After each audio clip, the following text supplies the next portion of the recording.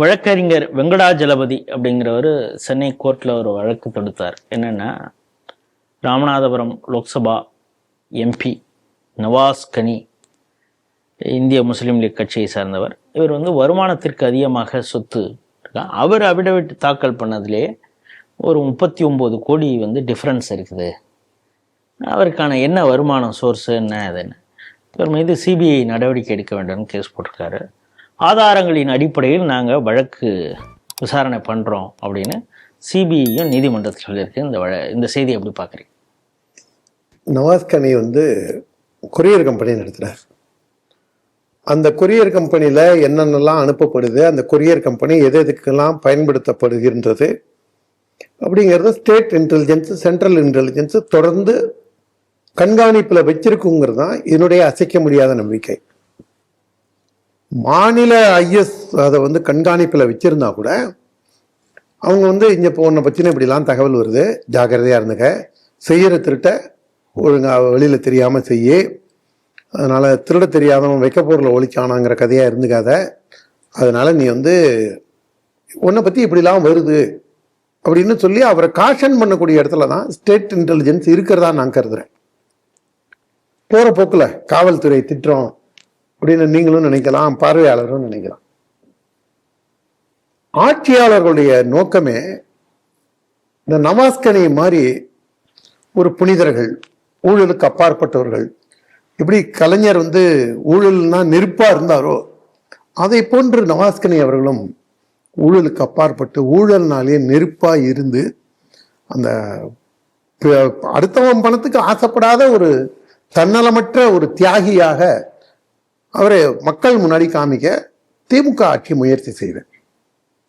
ஆனா இயல்புல பாத்தீங்கன்னா திமுகவோட டிஎன்ஏ நீங்க பாத்தீங்கன்னா, நல்லவன் எதுக்குடா திமுகவுக்கு தேவை, டபுள் வாட்ச் டக்லஸை நம்மளுக்கு பிடிக்குதோ பிடிக்கலையோ, அந்த ஆள் எனக்கு தெரிஞ்சு கரப்ஷனுக்கான வாய்ப்பு இருந்தும் செய்யலை, இது வரைக்கும் வெளியில தெரியல. அட்லீஸ்ட் செய்யாம இருக்கிறதுக்கு தான் வாய்ப்புகள் அதிகமா இருக்கும். எலெக்ஷனுக்குமே கூட அவர் காசு கொடுத்தது இல்லை அப்படின்னு, ஓட்டுக்கு பணம் கொடுத்தது இல்லை அப்படிங்கிற மாதிரி. அதே மாதிரி இப்ப நிதியமைச்சரா இருக்கார்ல, அவர் ரெக்கமெண்டேஷன்ல இருந்த மேயர் அவருடைய புருஷன்லாம் திருடினாங்கிற ஒரு, அது திமுக இருக்கிறவங்க. அது எப்படிங்க அது? நீங்க திமுக இருக்கிறவங்க திருட்டுக்கு அப்பாற்பட்டா இருக்க முடியுமா சொல்லுங்க? கருணாநிதியே விழா நோக நம்மளை திரிக்க வச்சிருக்காருன்னா பாருங்க. நான் ஊழல்னா நான் இடமே கொடுக்க மாட்டேன், நெருப்பா இருப்பேன் அப்படின்னு அவரே சொல்லியிருக்காரு. ஃபாதர் ஆஃப் கரப்ஷன் போட்டா கூகுள்ல என்ன வருங்கிறது உலகத்துக்கே தெரியும். அப்பேற்பட்ட கட்சியில் இருக்கும்போது தேர்ந்தெடுத்தவன் புறங்கை நக்கதான் செய்வான்னு எத்தனை வருஷம் முன்னாடி, 42 வருஷம் முன்னாடி 1984 தேர்தல் பிரச்சாரத்துல கருணாநிதி சொன்ன ஃபேமஸான வார்த்தை அது. அதை பத்தி தேனை நக்கிறத பத்தி, ஆமா, தேன் எடுக்கிறவன் புறங்கை நக்குவான், அதனால ஆட்சியில் இருக்கிறவன் திருடதான் செய்வான் அப்படிங்கிற ஒரு இதுல, என்னை கடலில் வீசி இருந்தாலும் கட்டுமரமாக மிதப்பேன் அப்படின்னு எல்லாம் பேசி நான் எம்ஜிஆர் உயிரோட திரும்பி வந்தா நான் ஆட்சி அவருக்கு திருப்பி கொடுத்துட்றேன்னு சொன்னார் பாருங்க.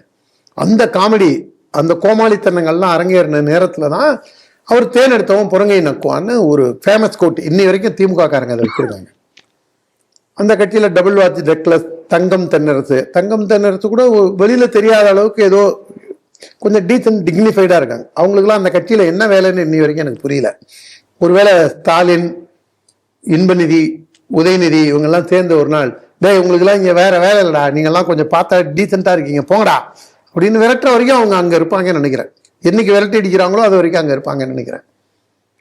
ஆனா அந்த கட்சியில நீங்க யார் வேணா போய் பாருங்களேன், அது தரதல பிரசன்னாலேருந்து பாருங்க, பணம் திருட்டுல இருந்து பிறன்மனை நோக்கா பேராண்மை வேண்டும்னு ஐயன் வள்ளுவர் சொல்லியிருக்காரு, அது அவங்களுக்கு தேவையில்லாது.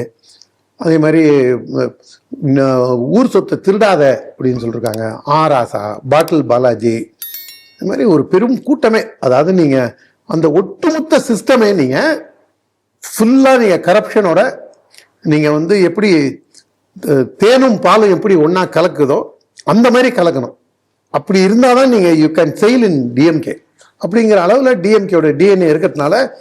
அது நவாஸ் கனிக்கு என்ன சம்பந்தம் அப்படின்னு பார்த்தீங்கன்னா, எத்தனையோ நல்ல இஸ்லாமியர்கள் இருக்காங்க. ஒரு ப்ரொஃபஸர் கூட திருச்சியில் ஒரு கோவில் வாசலை தலையில கையை வச்சுட்டு படுத்திருப்பாரு, அந்த போட்டோ. அவர் தான் ப்ரொஃபஸர். இவரா இந்த பாய் ஐயூஎம்எல் நினைக்கிறேன். அவரெல்லாம் விட்டுட்டு நல்ல எப்படி திருடுறான் அப்படின்னு அவனும் பிடிச்சி கொண்டு வந்து இதில் போடு, வக்ஃப் போர்டு. வக்ஃப் போர்டில் போடு. வக்ஃப் போர்டில் நீ என்னெல்லாம் திருட முடியும், வக்ஃப் போர்டில் நீ என்னெல்லாம் மேனிப்புலேஷன் பண்ண முடியும், அதை பாருங்க. அதுலயும் முஸ்லிம்களுக்கு துரோகமாக. அதான் சொல்ல வந்தேன்.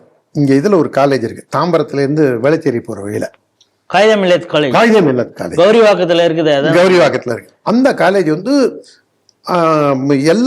எல்லாருமே போய் படிக்கிறாங்க. ஒரு பெரிய அளவுல ஃபீஸ் எல்லாம் வாங்குறதுல ஒரு யதார்த்தமா நடக்கக்கூடிய காலேஜ்.